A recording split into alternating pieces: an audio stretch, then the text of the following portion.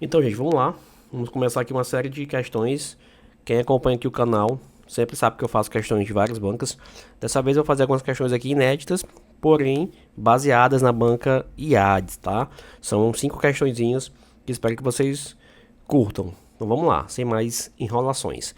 Primeira questão. Sobre o uso de anticoagulantes orais diretos, né, os DOA6 ou DOACs, como por exemplo, né, a dabigatran e a rivaroxabana. Assinar a alternativa correta. Vamos lá. Primeiro, os DOACs não necessitam de ajuste de dose em pacientes com insuficiência renal. Certo ou errado? Errado. Beleza. Por quê? Porque sim, tem alguns medicamentos dessa classe, como por exemplo esses dois que foram citados, eles têm uma eliminação parcialmente ali pelos rins, tá? Então, por exemplo, paciente que tem insuficiência renal moderada ou grave, ele pode ter uma necessidade de ajuste de quê? Ajuste de dose, tá? Justamente para quê? Para evitar o acúmulo de drogas ou de medicamentos no organismo e risco também de sangramento. Certo? Então, erradinho essa questão aí. Deixa eu apagar aqui para não ficar acumulado. Beleza. Letra B. A dabigatran atua como inibidor direto do fator 10A, enquanto o rivaroxabana inibe a trombina. Certo ou errado, gente? Errado, beleza? Por quê? Porque a dabigatran é justamente o inibidor direto de trombina de fator 2A, certo? Então a dabigatran, fator 2A. Enquanto a rivaroxabana é o inibidor direto do fator 10A. Esse sim, fator 10A. Tranquilo, sem problema, tá? Tem essa, eles gostam de fazer essa confusãozinha. Então vocês vão aí aprendendo e memorizando esse tipo de questões. Show? Vamos lá, então, letra B também está errado.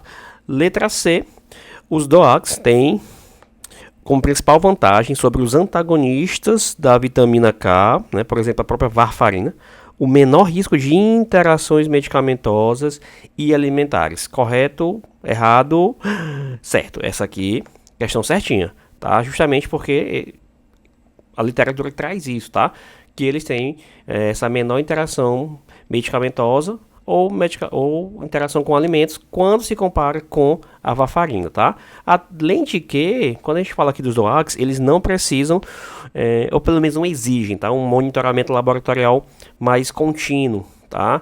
Então, por exemplo, olhando o INR, né, que trabalha aí em farmácia clínica, vai saber em relação da razão normatizada internacional para avaliar justamente essa função renal, tá? Então, não é o caso, não precisa, essa é uma vantagem dos DOACs, como por exemplo aí da dabigatran, em relação à varfarina, tá? Tem sim menor risco. Show de bola? Letra D. O monitoramento do tempo de protrombina, o TP, e o tempo de tromboplastina parcial ativada, que é o famoso TTPA, é obrigatório para todos os pacientes em uso de DOACs? Errado, né, gente? Não faz o menor sentido, né? Então, diferente lá da varfarina, os DOACs não precisam desse monitoramento regular, né? Já viu isso, nem de TP e nem de TTPA, não precisa de monitoramento contínuo, tá? Eles podem ser úteis? Pode, em que caso? Poxa, tem uma suspeita de toxicidade, né? O paciente ali é um paciente mais idoso, então já tem um certo problema ali renal, a gente vai, claro, fazer esse acompanhamento. Mas caso não seja, não tem a necessidade. Perfeito? Letra E. A rivaroxabana tem seu pico de ação em 2 horas e é eliminada principalmente por via hepática, o que elimina a necessidade de ajustes em hepatopatas. E aí, gente, errado, né? Porque, para começar, a rivaroxabana tem uma eliminação não só hepática, tanto hepática quanto renal. Exatamente, hepática e renal, certo? Em pacientes que têm insuficiência hepática moderada ou grave, pode sim, talvez, ser necessário ajuste ou até mesmo evitar o uso da droga, desse medicamento, devido ao risco de acúmulo. Beleza? Então, erradinha, questão correta, gabarito, letra C. Show? Bora para a próxima. Então, vamos lá para a segunda questão. Um paciente de 65 anos... Opa, falha aqui na Matrix. Um paciente de 65 anos com insuficiência cardíaca crônica, classe funcional 2, está em tratamento com enalapril, vamos lá, furosemida, metoprolol. O médico decidiu incluir o antagonista dos receptores mineralocorticoides, né? Por exemplo, sei lá, espironolactona, né? Qual é o principal benefício esperado com essa adição terapêutica? Questãozinha boa, né? Vamos lá. Letra A, redução do risco de hipercalemia. Não, gente, pelo amor de Deus. Qual é, por exemplo, vou botar aqui, ó,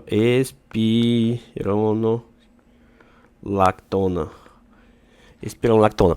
Qual é o principal característica, né, da espironolactona, por exemplo, né, que é um antagonista de receptores mineralocorticoides, poupador de potássio. Então o que acontece com o potássio? Ó, vai lá para cima, tá? Lembra aqui, ó, do Pzinho, espironolactona, P de poupador de potássio. Então se ele vai poupar potássio, vai ter mais potássio no organismo, então logo vai ter um aumento da concentração de potássio, hipercalemia, não redução de hipercalemia. Tá errado isso aí, beleza? Fácil demais. Letra B, melhora da função renal e aumento da diurese. Professor, isso aí tá certinho, né? Bacana. Não. Embora sim, a gente possa observar que os antagonistas receptores de mineralocorticoides possam atuar de forma discreta, como diurético ali, poupador de potássio, eles não são usados primeiramente para melhorar a função renal, tá? Então, apesar de, sim, a gente poder ver a melhora, mas não, eles não são usados primeiramente para ter essa melhora da função renal ou até mesmo aumentar a diurese, tá? A função renal, inclusive, pode piorar em alguns pacientes. Por conta de quê, professor? Por conta da hipercalemia, tá? Então, muito cuidado, tá? Vai melhorar a função, aumenta a diurese? Não tanto, tá? Não é essa a função aqui. Show? Então, letra B está errada. Letra C, diminuição da morbidade e mortalidade por redução dos eventos cardiovasculares. Errado ou correto? Correto. Letra C correta também, tá, gente? Por quê? Então, a gente observou que a espironolactona e ou, por exemplo, eplerenona, outro medicamento, reduzem a mortalidade em pacientes com insuficiência cardíaca crônica, tá? Por quê? Porque ele vai diminuir justamente a progressão da doença e eventos cardiovasculares, tá? Então já tem publicações que mostram sim essa correlação de redução desses medicamentos, tá? Inclusive com a redução de hospitalizações. Professor, essa letra é horrível, não é tão, gente, é por conta da escrevendo aqui com a canetinha e só com a mão, por isso que tá a letra feia, tá? Mas eu tô falando, vocês vão entender. Letra D, aumento da força de contração cardíaca por efeito inotrópico direto. Professor, pelo amor de Deus, o que é efeito inotrópico direto? Pelo amor de Deus. Para começar, não sei se vocês lembram, efeito inotrópico quer dizer que é aumento ou redução da força de contração ali no coração, por exemplo, né? Então, nós temos efeitos inotrópico e efeito cronotrópico. Quando eu falo de efeito cronotrópico, eu estou falando da frequência cardíaca. Se é cronotrópico positivo, eu aumento a frequência cardíaca. Se é cronotrópico negativo, eu reduzo a frequência cardíaca. Assim como inotrópico positivo, eu aumento a força de contração. Inotrópico negativo, eu reduzo a força de contração, tá? Mas nesse caso aqui, não, a gente não tem nenhuma relação dos ARMs com o efeito inotrópico direto, tá? Eles atuam como? Bloqueando a ação da aldosterona. Então é isso, lembra aí. Bloqueio da aldosterona, só lembrar. Poxa, eles são antagonistas de receptores mineralocorticoides. Então, mineralocorticoides, você vai lembrar lá da aldosterona. Vai bloquear justamente esse hormônio aí. Reduzindo o quê? A fibrose. Então, lembra que vai reduzir a fibrose cardíaca, tá? E também dá uma reduzida na retenção de sódio. Beleza? Tranquilo e calmo, né? Não é difícil. Letra E, redução de edema pulmonar agudo atuando como diurético de alça. Claro que não, né, gente? Não, os ARMs aí não são diurético de alça. Quem é diurético de alça, por exemplo? A furosemida, né? Furosemida. Inclusive a furosemida, ele faz um efeito inverso aqui no potássio, né? Ele reduz o potássio. Tanto que é interessante fazer a associação da furosemida com a própria espironolactona, né? Porque enquanto a furosemida vai ali perder potássio, depletar potássio, a espironolactona ela vai poupar potássio, dando esse equilíbrio, beleza? Os diuréticos de alça, como por exemplo a furosemida, eles são os mais indicados para alívio do edema pulmonar agudo, tá? Então, pensou em edema pulmonar agudo, lembra-se dos diuréticos de alça, tá? Então, a ARM não tem nenhum efeito. Tranquilo? Próxima questão. Terceira questão, vamos lá. Ó, em relação aos efeitos adversos dos anti-inflamatórios não esteroidais, os AINES, como ibuprofeno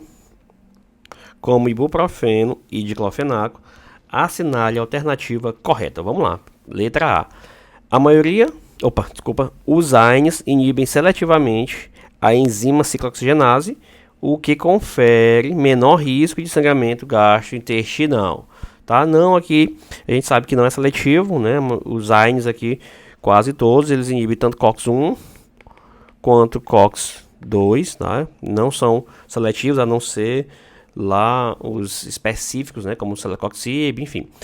E justamente porque eles aumentam risco de eventos gastrointestinais, justamente para inibir COX-1, né? Constitutivo ali do trato gastrointestinal. Já os COX-2, né, como já falei do celecoxib, eles foram desenvolvidos para quê? Para reduzir eventos gastrointestinais, né, úlceras, enfim.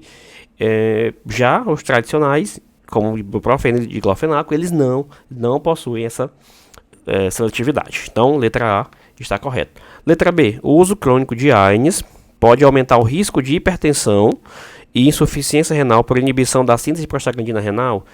Sim ou não? Sim, correto, letra B.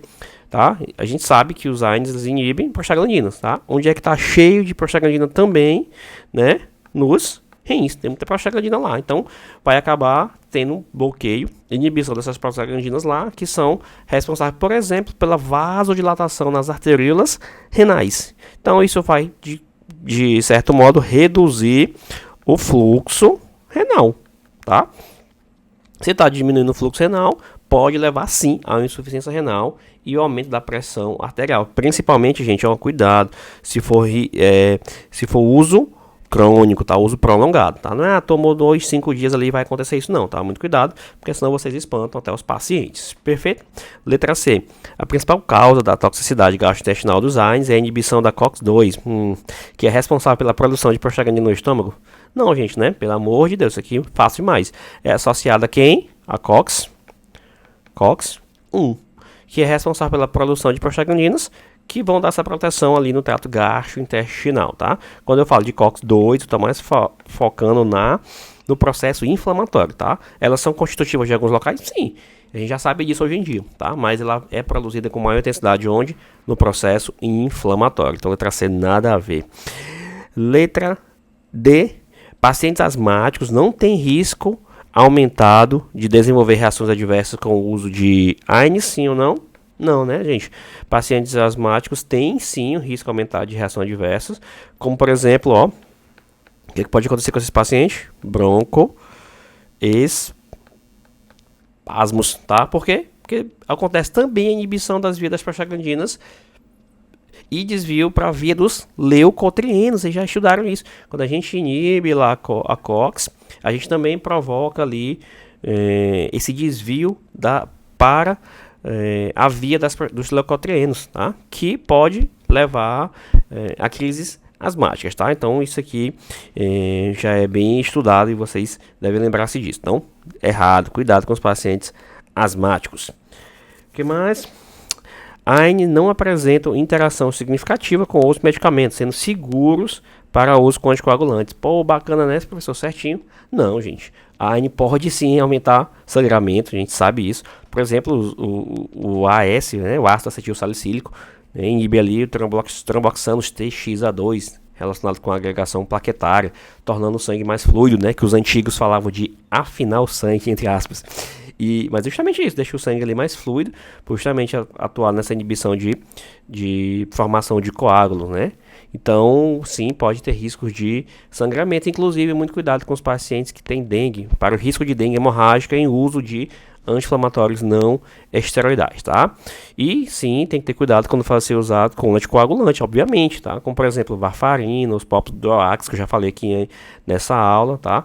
E vai causar, além disso, lesão gastrointestinal. Então não é seguro coisíssima nenhuma, apesar de ter aí a sua venda livre, tá? A gente consegue comprar facilmente esses AINES, então muito cuidado com tais medicamentos. Então, sem demora, vamos para a próxima questão, questão de número 4. A metformina é amplamente utilizada como terapia de primeira linha para o tratamento de diabetes mellitus tipo 2. Sobre seu mecanismo de ação, é correto afirmar que, pessoal, vocês vão estudando, muitas vezes com enunciado, você já tem ali uma questão que pode ser levado para outra prova. Então ele já está falando. Se tiver uma questão que pergunte qual é o medicamento que é utilizado como primeira linha ali para o tratamento de diabetes mellitus tipo 2, você vai marcar lá a metformina. Você já está vendo aqui o enunciado e já está estudando, beleza? Então lembrando que a metformina é uma biguanida. Vocês estudam assim associando que fica muito mais fácil de aprender. Então vamos lá. Estimula diretamente as células beta do pâncreas a produzir insulina. Pô, professor, bacana, certinho, né? Não, errado. Esse aí não é o mecanismo das biguanidas, tá? Quem é que faz esse estímulo direto nas células beta, né? São as sulfonilureias. Quem são essas sulfonilureias, professor? Pelo amor de Deus. A glibenclamida, por exemplo. Glibenclamida são sulfonilureias que atuam diretamente na estímulo de células beta pancreáticas, beleza? A metformina não estimula diretamente a secreção de insulina, tá? E nem reduz diretamente ali a produção de açúcar, enfim, tem outros mecanismos diferentes que a gente nem sabe direito especificar atualmente. Então vamos lá, letra B, aumenta a sensibilidade periférica à insulina e reduz a produção hepática de glicose. Beleza, sim, isso aqui é um das teorias aí relacionadas ao mecanismo de ação das biguanidas, né, especificamente aí a metformina, justamente isso, aumentar a sensibilidade periférica à insulina, lembra disso, tá? E também reduzir a produção hepática da glicose, tá? Então ele reduz essa glicose de forma indireta, tá? Lá na produção no fígado, beleza? Tranquilo. Letra C. Inibe a absorção de glicose no trato gastrointestinal. Ó, inibe a absorção de glicose no trato gastrointestinal, sendo o seu efeito primário. É isso, gente? Não, a gente já viu que não tem a ver. Apesar de parecer, né? Poxa, absorção de glicose, então ó, vai reduzir a glicose, metformina. Não. Ela tem um efeito reduzido mínimo em relação à absorção de glicose no TGI, tá? O principal efeito é na redução da produção hepática de glicose. Memoriza, redução hepática de glicose. Memoriza isso aí que tu não erra nunca mais. Questão de prova, gente. Isso aqui já caiu em vários concursos. Já fiz concursos de prefeitura de HU, enfim. Cai direto e as pessoas continuam errando. Tá? Não meu aluno, tá? Aluno do professor Rodolfo, não erra essa aqui nunca mais. Letra D, causa significativa hipoglicemia. Ó, de novo, eles gostam disso, gente. Hipoglicemia exigindo monitoramento constante da glicose sanguínea? Não, ela dificilmente, raramente vai causar hipoglicemia, tá, gente? Quando usada isoladamente, estou falando só dela, tá? Porque ela não vai aumentar diretamente a produção de insulina e a redução é lá via hepática, tá? Então é errado isso aqui.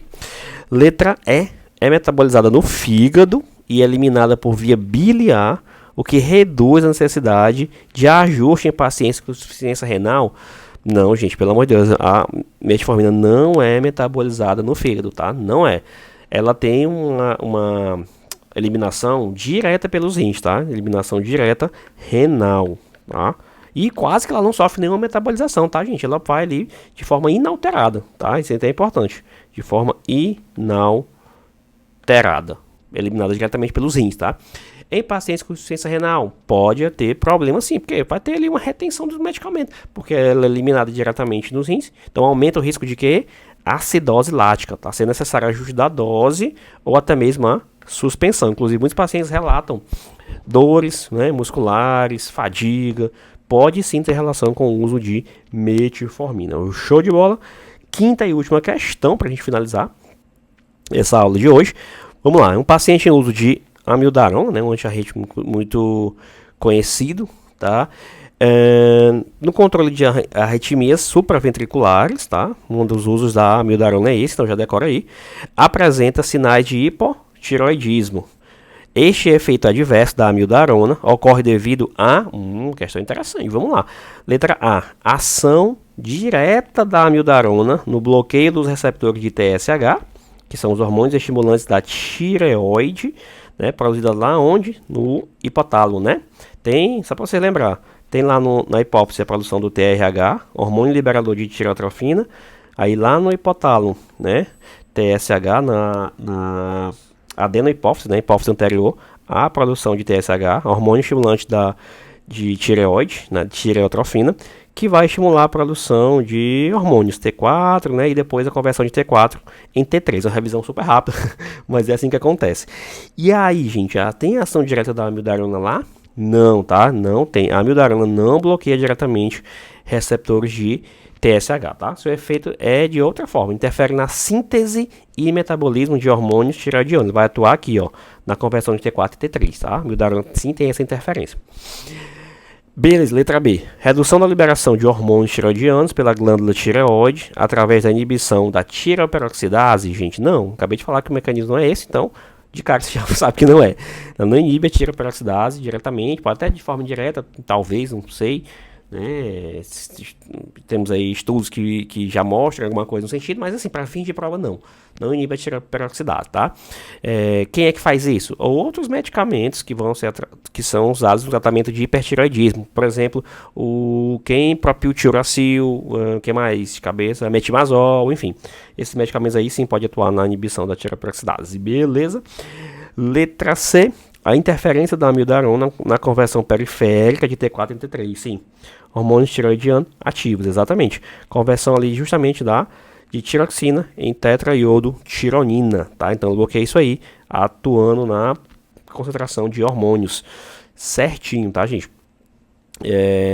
Isso, inclusive, tem que ter cuidado. Pode gerar hipotireoidismo pelo uso de amiodarona. Os pacientes podem ter hipotireoidismo por conta do uso de amiodarona, tá? Professor, mas e aí? O que acontece? O que a gente vai fazer? O paciente vai ficar sem? Não, calma, já falo sobre isso. Além disso, porque o paciente está com arritmia do ventricular, e aí ele desenvolveu depois hipotireoidismo. Vai parar de usar amiodarona? Tá? Vamos estudar. Tem caso e caso, tá? Pode levar tanto a hipo quanto a hiper. Por quê? Porque a própria amiodarona tem moléculas ali de iodo, tá? Tem iodo na amiodarona. Então, muito cuidado. Letra D. Bloqueio irreversível da secreção de hormônios tireoidianos, exigindo tratamento definitivo com levotiroxina. Não, gente. A disfunção tireoidiana induzida pela amiodarona, ela pode sim ser reversível, não é irreversível, tá? E é tratado...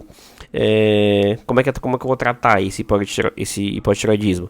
Com o uso de levo. Levo o quê? Levofloxacina? Não, gente. Levotiroxina. Então eu vou usar levotiroxina para tratar o hipotireoidismo causado pela amiodarona durante o uso da amiodarona, enquanto o paciente usa normalmente. Beleza? Letra E. Aumento, então a letra D é errada, né? Aumento da depuração hepática de T3 e T4, resultando em baixos níveis plasmáticos, tá? Não, a amiodarona não aumenta a depuração hepática, gente, T3 e T4. O efeito é lá periférico da conversão de T4 em T3. Show? 5 questões aí, rapidinhas. Me sigam lá no Instagram, Rodolfo Richelli. E quem não está inscrito aqui no canal, se inscreva para ter mais questões. Valeu!